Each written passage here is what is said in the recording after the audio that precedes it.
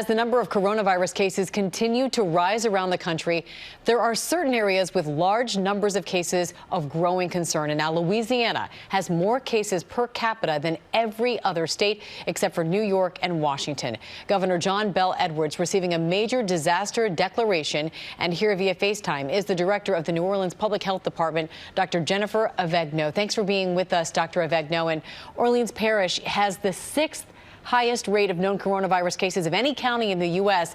Do you know why? Well, I think there's a lot of reasons. I don't know that we'll ever know why. Because it's multifactorial. We're an urban area. We are not as dense as New York, but we know that density of crowds spreads disease.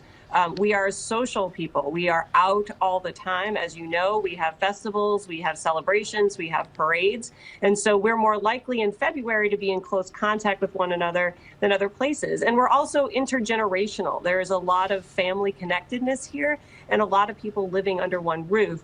And then finally, we have ramped up our testing significantly. So a lot of the increase that we're seeing is due to being able to perform a lot more tests in a short period of time compared to other states. Right. And we know that state and local governments there have incurred, this is a huge number, more than $65.6 million in costs related to the coronavirus in Louisiana. So what needs to happen next for your area?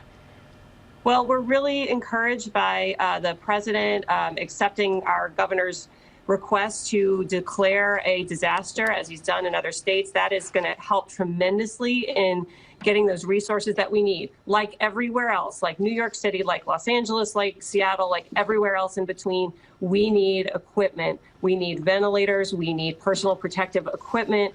We need the things that every community in America is struggling to get. And so we really appreciate having these extra resources. We have been on this, working this for weeks and weeks, but this is going to really benefit our healthcare workers and our community. And speaking to that, do you feel like at this point New Orleans has been a part of the national discussion, or have you been overlooked until now? Because certainly you're making headlines today. Well, it's not about being first and it's not about being worst. It's about understanding the magnitude and advocating. Our congressional delegation certainly hasn't been quiet. They have been advocating for us for day one.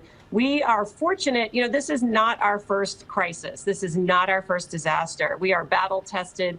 We have great relationships with the governor's office, with the state, and we've been working together on this for weeks, advocating. We knew what we were going to need and started asking early.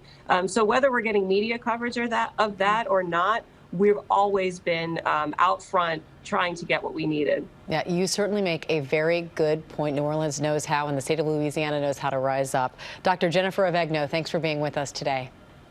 Thank you so much.